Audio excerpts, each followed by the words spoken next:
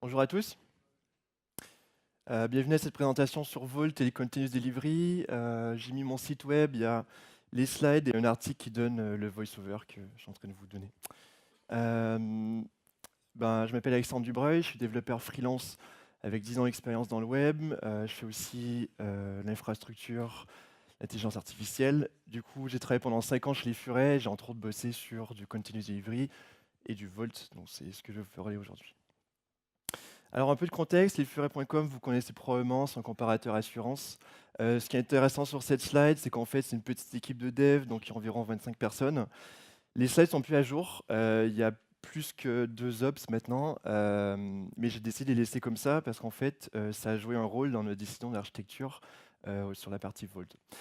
L'autre chose intéressante, c'est qu'on met en prod tous les jours, donc une release par jour, et ça joue aussi dans notre choix de design.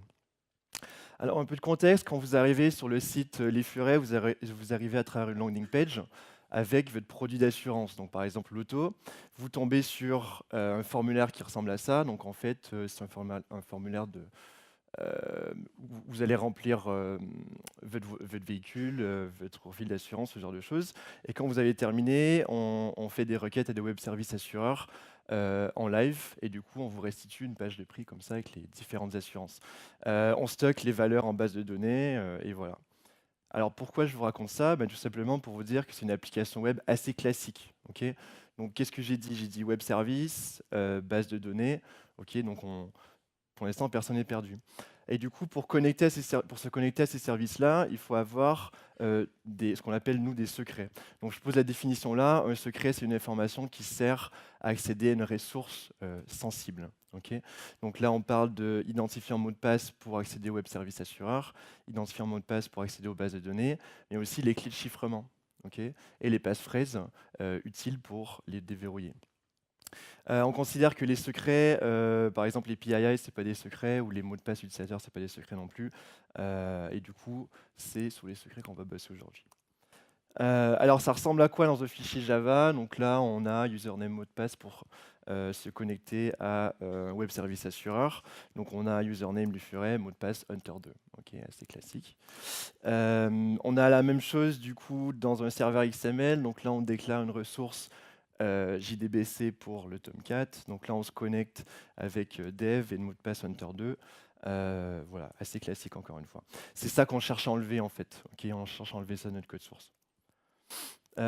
Donc l'objectif d'aujourd'hui, c'est de l'enlever du code source, mais aussi des machines de prod. Ok, donc je mets l'emphase là-dessus parce que dépendant de votre objectif à vous, votre solution va être différente. Donc je vais en parler plus tard. Nous, on a décidé de faire les deux, mais c'est possible que vous vouliez enlever que les secrets de votre code source pour, par exemple, mettre votre code source en public sur GitHub. Ok, ce genre de choses. Alors, c'est quoi le workflow d'un mot de passe, le workflow cible d'un mot de passe qu'on cherche à avoir? Du coup, un développeur va vouloir sortir un secret de la code base ou éventuellement en ajouter un nouveau. Qu'est-ce qu'il fait en premier? Mais en fait, il va mettre une clé pour identifier ce secret-là. Donc là, la clé, c'est insurer_password. Et il va mettre aussi une valeur de développement. Ok, on va le voir plus tard. L'idée, c'est d'avoir une valeur de développement qui nous permet de soit écrire des tests unitaires, ou éventuellement de se connecter à un service de test, donc peut-être une base de données de test, un web service de test, ce genre de choses. Donc ça, c'est la même personne. Et là, ensuite, il y a une deuxième personne qui rentre en jeu, c'est un anonyme de sécurité, qui, lui, dans le gestionnaire de secrets de production, va entrer la vraie valeur de prod. Ok, donc ça, c'est une autre personne qui peut faire ça. Et le développeur 1 ne va pas nécessairement voir la valeur. Il y a une troisième personne qui rentre en jeu, donc le release manager, qui va déployer l'application en prod. Et du coup, le release manager, il n'a pas conscience en fait du système qu'il y a derrière. Il va bien évidemment pas voir la valeur de production. L'application de production démarre et utilise le secret qu'on vient d'ajouter. Ce qui est intéressant ici, c'est qu'en fait, si c'est une petite équipe de dev, vous êtes une ou deux personnes, en fait, ça peut être la même personne. Ok. Mais si c'est une grande équipe de dev, ça nous permet d'avoir une gestion d'accès qui est différente en fonction des différentes habilitations de sécurité. Il y a 3 prérequis pour faire la solution dont je vais parler aujourd'hui. Et le premier, c'est de faire l'infrastructure as code. Donc l'infrastructure as code, typiquement, si vous avez des serveurs XML dans votre code source, vous faites probablement de l'infra as code. Okay, c'est la configuration de votre infrastructure qui est committée. Et si vous faites ça, vous avez probablement déjà des secrets de comité dans votre Git. Ok, donc ça, c'est notre cas. Vous faites aussi de l'automation d'infrastructures, de l'automatisation d'infrastructures. Donc en gros, vous utilisez Ansible, Chef ou Puppet pour déployer votre appli. Pourquoi on a besoin de ça? C'est qu'en fait, on a besoin d'avoir du staging relativement facile, donc une liberté de créer un nouvel environnement ou de reproduire l'environnement de prod sur une nouvelle machine, c'est très important, et de faire éventuellement de l'infrastructure jetable. Okay, donc ça, c'est un prérequis aussi à la solution d'aujourd'hui. Et la troisième chose, c'est de faire du continuous delivery. Donc nous, on livre en prod tous les jours, ce n'est pas nécessaire. Le plus important, c'est que vous puissiez livrer une nouvelle version facilement si vous avez un problème. Okay, donc si vous avez un nouveau secret à envoyer en production, c'est facile. Si vous envoyez quelque chose de pas bien, bah, c'est facile de corriger. Okay, donc ça, on fait ça, nous, avec Jenkins. C'est possible avec TeamCity ou avec autre chose. Donc, j'ai parlé un peu de sécurité. Donc là, on est à l'étape où on va choisir un outil. Donc vous êtes un petit peu déjà spoilé parce que c'est dans le titre de la presse ce que je vais choisir. Mais en fait, on peut éventuellement, pour gérer les secrets, choisir Ansible ou Chef. Donc il y a un gestionnaire de secrets dans ce genre de truc. Le problème avec ce genre d'outil, c'est qu'en fait, ça va enlever les secrets de votre code source, mais pas sur les machines de production. Il y a un autre produit qui s'appelle Kiwiz de Square qui va faire la même chose que Volt. On n'a pas choisi cette solution-là parce qu'on a préféré Volt, tout simplement.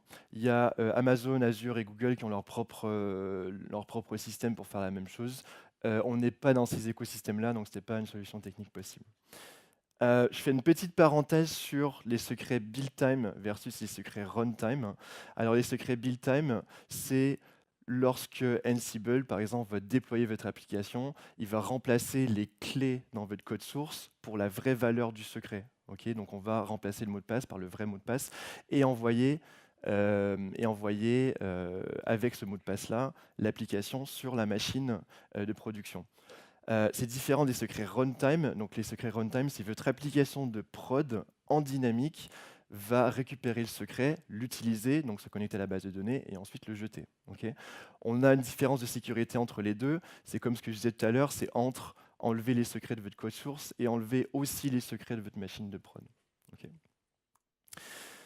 Du coup, nous, on a choisi Volt. Alors, Volt, c'est un logiciel qui est relativement léger, très performant, qui est open source, qui a plutôt fait ses preuves jusqu'à présent dans l'industrie. Il y a plusieurs concepts qui sont intéressants dans Volt, dont je vais parler aujourd'hui. Il y a le seal et le unseal. Alors, en bon français, c'est sceller et déceler. À quoi ça sert le seal? Ça sert à fermer le Volt, l'envoyer ailleurs, et ensuite Volt ne répondra à aucune commande, sauf le unseal, tant qu'il n'aura pas été unseal. Pour faire le unseal, il faut la clé ou les clés de chiffrement qui ont été utilisées pour initialiser le Volt. Okay, ça, c'est le premier concept. Ensuite, on a le concept de wrap. Donc wrap, ça veut dire envelopper. Donc Volt peut envelopper un secret. Une fois qu'un secret est enveloppé, Volt peut le développer. Donc le même Volt peut le développer une fois. Ça nous permet entre autres de mettre en place des one-time passwords et des one-time tokens. Il y a aussi plusieurs manières de s'authentifier sur Volt. Donc nous, on utilise le truc de base, c'est le token, tout simplement. Il y a aussi LDAP, username, mot de passe. Et le dernier concept dont je vais parler, c'est l'audit log, donc on verra plus tard. Alors, notre usage de Volt est un peu différent de l'usage, je dirais, classique. Alors, l'usage classique, vous l'avez à gauche. Donc, à gauche, Volt est utilisé comme base de données centrale, comme base de secret centrale. Et du coup, tous les environnements, dev, stage, prod, et en fait, les différentes JVM en prod, donc prod 1, prod 2, prod 3, vont accéder au même Volt. Nous, ce qu'on cherche à faire, c'est plutôt le graphique qui est à droite. Du coup, on va déployer plusieurs copies de Volt. Okay, donc chaque environnement va avoir son propre Volt, donc on voit le Volt Dev, Volt Stage, etc. Mais aussi, chaque JVM va avoir son propre Volt. Alors, qu'est-ce qu'on cherche à faire? On cherche des avantages bien spécifiques. On cherche à avoir l'infrastructure jetable. Okay, donc si le Volt il plante ou si on veut déployer une nouvelle version de nos secrets, on remplace le Volt. Okay, on ne va pas le migrer. On cherche à faire du continuous delivery. Donc de pouvoir de pouvoir livrer l'application avec son Volt de manière indépendante. On cherche à ne pas faire de migration, donc ça je l'ai dit. On cherche à réduire aussi le travail pour l'équipe Ops, donc ça je vous en ai parlé, c'est dû au contexte qu'on avait l'année passée. Et on cherche aussi à donner plus de liberté aux développeurs. Réduire la surface d'attaque, donc il n'y ait pas un système qui contienne tout et qui éventuellement, si on le perd, du coup, il n'y a plus rien qui marche. Faciliter le staging, ok, et avoir une bonne performance. Donc ça, c'est nos objectifs en faisant ce genre de design-là. Je fais une parenthèse sur un logiciel qui s'appelle Team Password Manager. Alors, Team Password Manager, ce n'est pas la description du truc, ça s'appelle vraiment Team Password Manager. C'est comme Vault, c'est une base de données pour des secrets. C'est un niveau de sécurité, un niveau de protection supplémentaire, dans le sens où Team Password Manager n'est jamais disponible pour la production, mais on s'en sert comme source de données pour construire le Vault qu'on va lui envoyer en production. Pourquoi on fait ça? C'est qu'en fait, si Team Password Manager plante, en fait, la prod continue à tourner. Si on veut migrer Team Password Manager, on peut le faire. Ok, c'est pas compliqué. On fait juste migrer le truc, la prod continue à tourner. Ça nous rajoute un niveau pour nous faciliter la vie, en gros. Ça peut être n'importe quelle base de données sécurisée, même un autre Vault. Alors, le choix de Team Password Manager, il est un peu arbitraire. On l'avait déjà en place, en fait. C'est pour ça qu'on a choisi ça. En fait, tout ce qu'il vous faut, c'est un stockage clé-valeur, donc clé à gauche. Donc vous voyez, j'en ai parlé tout à l'heure, les clés qui sont dans vos codes, dans votre code. Et à droite, le mot de passe, le secret qui est chiffré. Et il vous faut aussi un système de gestion de permissions et d'audit log. Ça, c'est important. Ce sera autant au niveau de Team Password Manager et du Vault en production aussi, c'est important.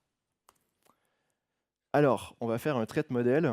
Qu'est-ce que c'est un threat model? C'est un processus qui vous permet d'identifier des failles de sécurité potentielles et de leur donner une priorité, donc leur donner un risque et de se dire, OK, c'est risqué ou pas, et comment on fait pour mitiger ce risque-là. Pourquoi est-ce qu'on fait ça? Tout simplement pour faire un design qui est sécure, donc avoir la sécurité en tête dès qu'on commence en fait notre architecture d'infra. Comment est-ce qu'on fait un trait modèle? Donc il y a plusieurs manières de faire. Nous, on utilise la méthodologie Stride qui était popularisée par Microsoft. Je ne vais pas aller dans le détail du truc, mais vous allez le voir en cours de route.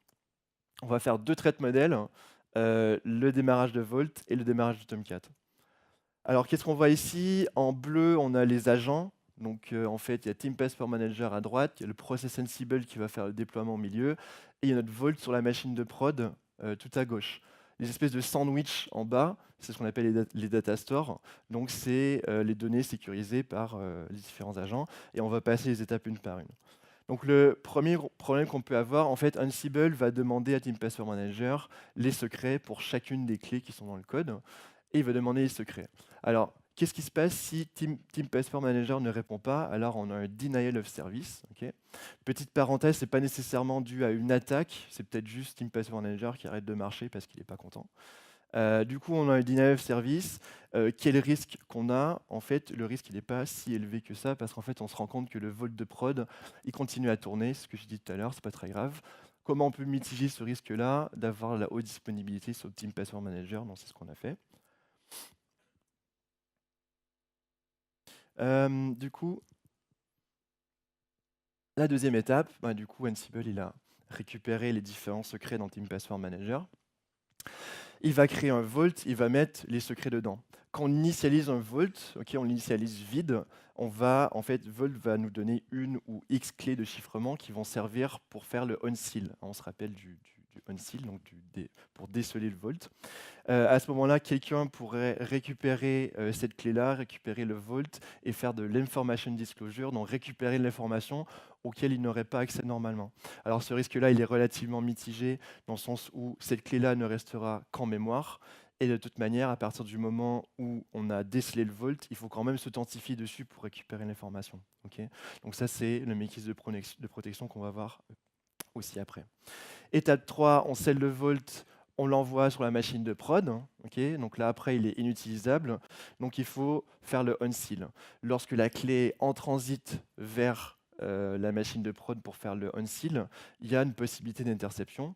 Okay, donc on cherche à transférer la clé de manière sécure à ce moment-là. Donc on passe à travers un tunnel SSH et on passe la clé en std-in, qui est une des deux manières de passer un secret de process à process. Donc ça, c'est pour le premier trait modèle. Ça nous donne un petit peu une architecture de globale de comment ça va se passer pour la première partie du déploiement de Vault. La deuxième partie, c'est le démarrage du Tomcat. Alors, vous avez le même agent Ansible au milieu, et tout à gauche, vous avez la JVM qui va communiquer avec le Vault. Ok. Vous avez deux data stores en haut, donc vous avez le wrap token, donc le token enveloppé, et le session token, qui est le token qui est utilisé pour faire les requêtes sur le Vault. Alors, première étape, donc Ansible va créer le Vault, c'est comme le diagramme d'avant, et du coup, il va demander à Vault de créer un one-time token. Donc, qu'est-ce que c'est un one-time token? C'est un token qui sert d'authentification, mais qui est emballé et on peut le déballer une seule fois. C'est comme un one-time password. Okay. Donc là, il va créer le one-time token. À ce moment-là, si quelqu'un le récupère, il peut faire une attaque de type élévation de privilèges. Donc en fait, il va pouvoir lire dans le Vault des données qui normalement lui auraient été inaccessibles. Comment on fait pour se parer de ça? En fait, on va déployer la JVM avec le token. Et la première étape que la JVM va faire, c'est qu'en fait, elle va développer, donc faire le unwrap du one-time token. Qu'est-ce qui se passe à ce moment-là si le token a déjà été utilisé? Vault en fait va lancer une exception. La JVM à ce moment-là va aussi lancer une exception. On va tout fermer et lancer une alerte de violation de sécurité en production. Si ça se passe, on a un denial of service, tout simplement parce que la JVM ne va pas démarrer. Elle ne peut pas se connecter au Vault, donc en fait, tout simplement, elle ne peut pas faire grand-chose au final. Qu'est-ce qui se passe à ce moment-là? On est en train de déployer une nouvelle version. Est-ce que c'est vraiment si grave que ça? Pas vraiment. On a encore l'ancienne version qui tourne en prod. Donc du coup, il va falloir voir qu'est-ce qui s'est passé et diagnostiquer le problème. Si tout se passe bien, en fait, le unwrap se passe correctement et du coup, la JVM récupère ce qu'on appelle le session token. Le session token, c'est le token d'authentification qui sert à faire les requêtes dans Vault. Donc là, on voit que les lectures sont possibles sur la gauche. Et du coup, si tout se passe bien, c'est bien. Il y a à ce moment-là une attaque de type spoofing qui peut se produire. Donc si quelqu'un de malicieux récupère le session token qui est en mémoire dans la JVM, ce serait possible de se faire passer pour la JVM et de récupérer des informations dans le Vault à ce moment-là. Du coup, qu'est-ce qu'on fait? Déjà, on essaie de sécuriser en mémoire dans la JVM le session token. C'est relativement difficile en Java, je ne vais pas rentrer là-dedans, mais ça c'est une manière de faire. L'autre manière de faire, c'est en fait de mettre ce qu'on appelle un list, donc c'est un prêt sur le session token, et de forcer la JVM à renouveler ce session token-là de manière relativement rapide, donc par exemple toutes les minutes. Okay, donc de changer le session token toutes les minutes.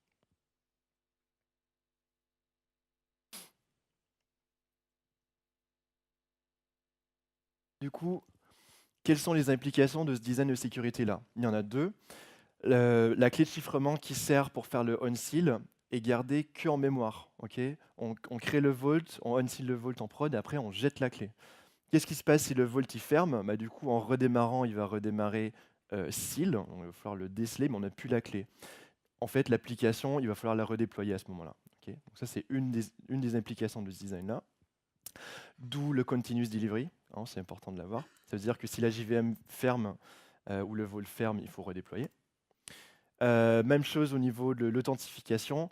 Du coup, on a un token single use qui est enveloppé, qui nous donne le session token. À partir du moment, si on perd le session token ou si on ne le renouvelle pas à temps, c'est-à-dire que la connexion entre la JVM et le Vault va être perdue à jamais. Qu'est-ce qu'on fait à ce moment-là?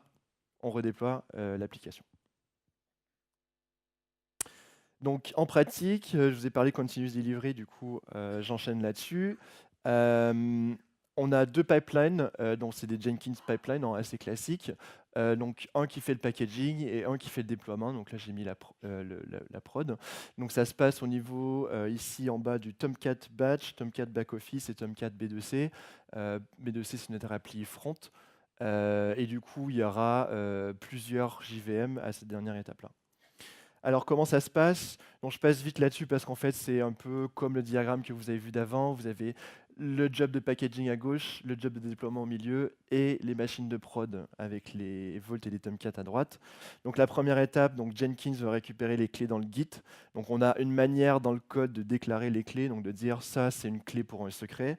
Et du coup, en fait, le packaging Jenkins va faire une extraction de ces clés-là, les zipper avec la configuration de Vault dans un zip, les mettre dans le Nexus, et après, le job suivant va récupérer ce packaging-là, itérer sur les clés des secrets, pour chaque secret aller chercher la valeur d'un type password manager, créer un nouveau Vault scellé avec ces valeurs-là, l'envoyer sur la machine de prod et le démarrer. Ensuite, on fait le on-seal et ensuite, on fait le start Tomcat avec le one-time token. C'est un peu un récap de ce qu'on a vu dans le diagramme d'avant. Du coup, au niveau du code, comment ça se passe? Là, je vous montre un peu de Groovy. Donc ça, c'est du Jenkins Pipeline. Donc en fait, ce qu'il faut comprendre, c'est que l'agent Jenkins doit se connecter à Team Password Manager. Du coup, il a besoin d'un username mot de passe. En sécurité, souvent, on déplace juste le problème plus loin. Donc on utilise un truc qui s'appelle Jenkins Credentials, qui est en fait un stockage secure dans Jenkins pour des usernames mot de passe. Et là, on a le username et mot de passe pour se connecter à Team Password Manager. Ok, c'est cette partie-là ici. Ça, c'est dans Jenkins Credentials. Ensuite, on passe au process suivant à travers des variables d'environnement, ces valeurs-là. Et du coup, on va passer au Docker à travers des variables d'environnement, le username mot de passe pour se connecter à Team Password Manager. Et finalement, c'est le playbook Ansible qui est lancé à ce moment-là. Alors, pourquoi on utilise des variables d'environnement? C'est une des deux manières de passer des secrets d'un process à un autre. Quelles sont les implications de ce design-là? En fait, on a besoin de Jenkins Credentials, donc c'est ce que j'ai dit tout à l'heure.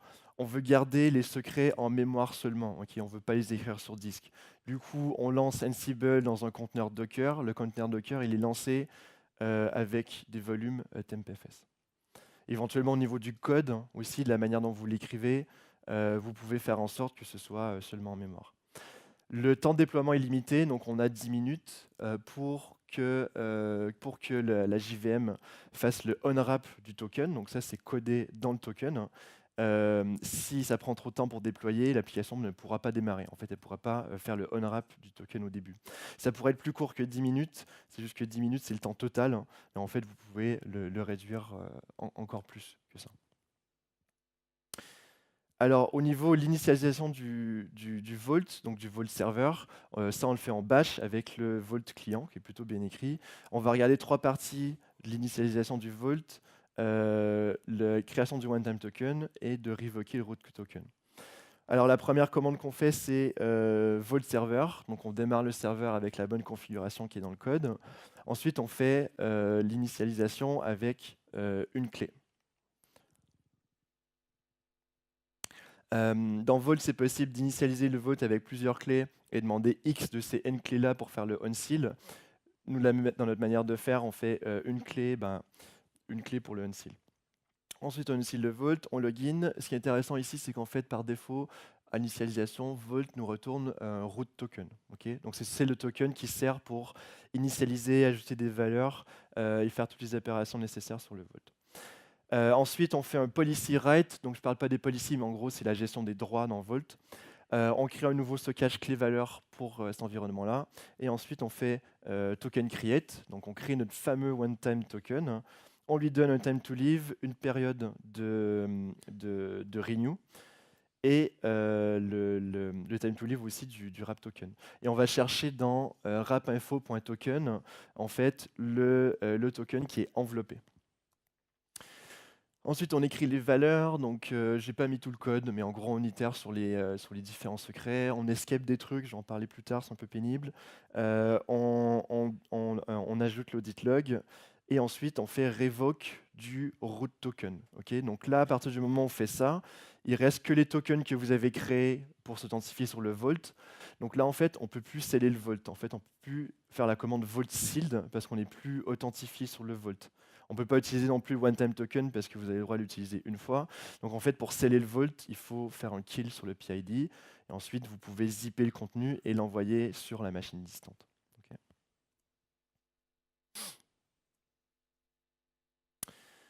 Ok, donc là, on a vu déploiement dans Jenkins, on a vu initialisation du serveur Vault. une fois qu'on a le Vault en prod, comment on fait pour aller récupérer de l'information à partir de la JVM. Donc nous, on est en Java, donc il y a une API REST dans Vault qui est plutôt bien fait. Et en fait, vous avez des librairies qui vont vous faciliter la vie. Donc si vous utilisez Spring, le plus simple, c'est de prendre Spring Vault.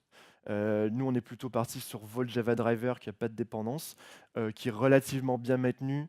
Better Cloud ne le maintiennent plus directement, mais ils mergent encore les pull requests. Donc ça passe encore. Du coup, ça ressemble à ça. Je vous donne les grosses étapes, hein. Donc ça, c'est lors du bootstrap de la JVM, comment elle va faire pour se connecter au serveur Vault. Donc la première chose, c'est qu'on va créer une connexion SSL vers le Vault.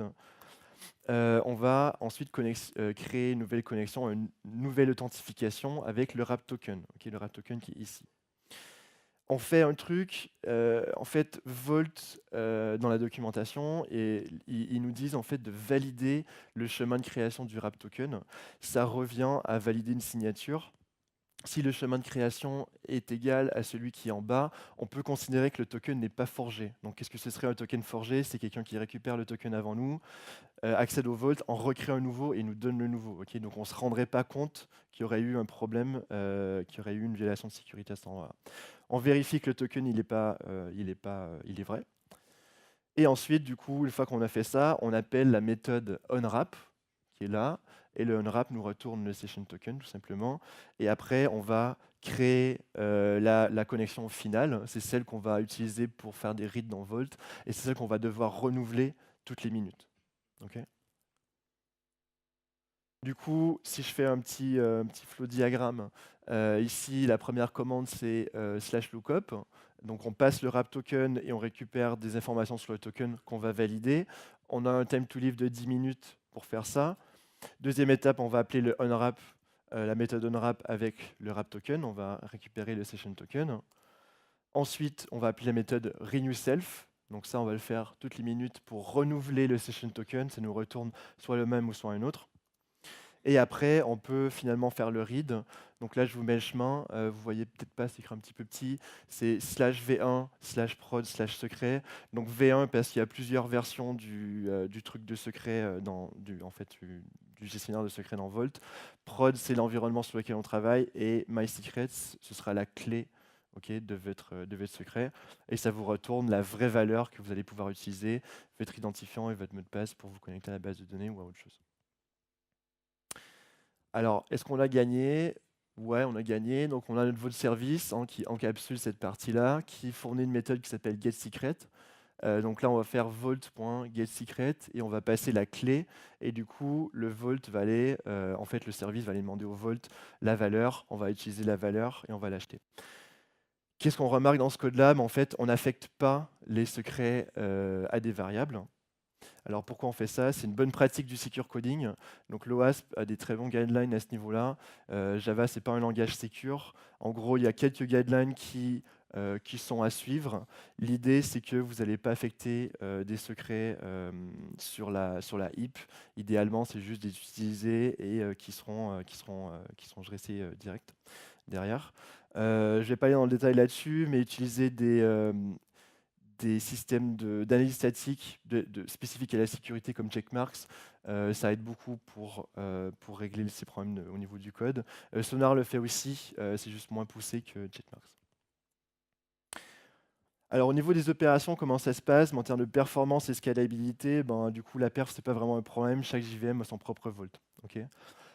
Juste une petite parenthèse, on fait beaucoup de requêtes dans Vault. En gros, nos clés de chiffrement sont dedans. Donc, à chaque fois qu'on a besoin de chiffrer un PII d'un client, par exemple, du coup, on fait une requête à chaque fois qu'on a un chiffrement à faire. Donc, on l'utilise de manière assez massive. On n'a pas le problème de perf et Vault n'a pas planté pour l'instant. Donc, en fait, c'est plutôt stable. C'est facile de faire du scaling dans le sens où on peut rajouter dans le Vault. Et surtout, ce qui est intéressant, c'est qu'en fait, on n'a pas de problème de network, on n'a pas de problème de réseau. Tout simplement parce que la JVM et le Vault sont au même endroit. Alors, je vous parle de monitoring et de alerte plan. Alors, ce qui est important dans du monitoring de sécurité, c'est pas tant ce que vous allez récupérer comme métrique, mais c'est plutôt quel est votre plan d'alerte à partir du moment où il se passe quelque chose.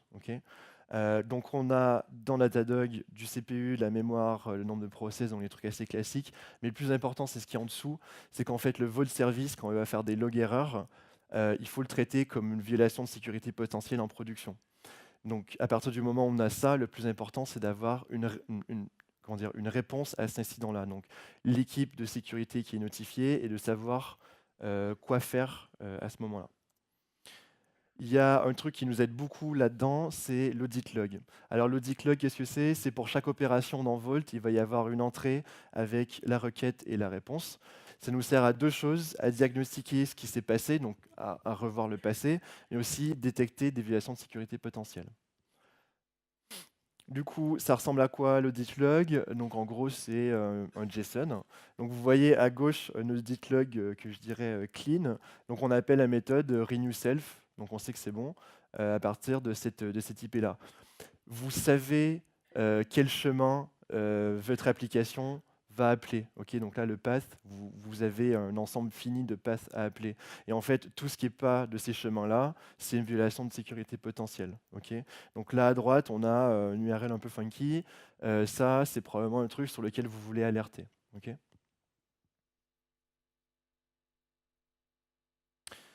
Alors, quels sont nos apprentissages? Premier apprentissage, la sécurité, c'est difficile. Plus vous rendez un système secure, plus il est difficile pour vous à utiliser.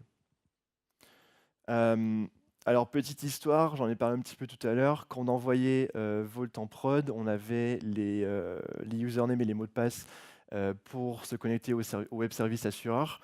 En fait, tous ceux qui avaient un arrobas dedans, en fait, ils ont planté parce qu'on avait mal fait un char escape. La grande question ici, c'est lorsque vous faites la migration, donc lorsque vous sortez vos secrets de votre code source, comment vous faites pour tester? Alors le plus important, c'est de pouvoir reproduire votre environnement de prod pour pouvoir le tester. Donc quelqu'un d'habilité peut facilement lancer un nouvel environnement semblable à la production pour pouvoir tester. En gros, si vous testez en prod, il y a quelque chose que vous ne faites pas correctement. Il faut automatiser la migration des secrets. Donc, si vous commencez à copier-coller des secrets de votre code source vers votre gestionnaire de secrets, il y a probablement un problème. Vous allez devoir faire du refactoring de tests. Donc, vous n'allez plus pouvoir tester la valeur, mais vous allez pouvoir tester la clé, par exemple. C'est important aussi d'avoir un outillage au niveau du mocking, donc que votre équipe de développement, au final, puisse continuer à travailler sans devoir démarrer tout l'attirail d'un vault hyper secure avec un token, machin. Donc d'avoir éventuellement un vault qu'on appelle en mode développement, donc qui démarre avec un token moins secure et sur lequel les développeurs puissent faire les opérations plus facilement. Il y a aussi un challenge humain, donc en fait, il y a des modifications de process et d'habitudes pour l'équipe de développement. Donc c'est important qu'ils comprennent le nouveau process et qu'ils ont les bons outils pour travailler.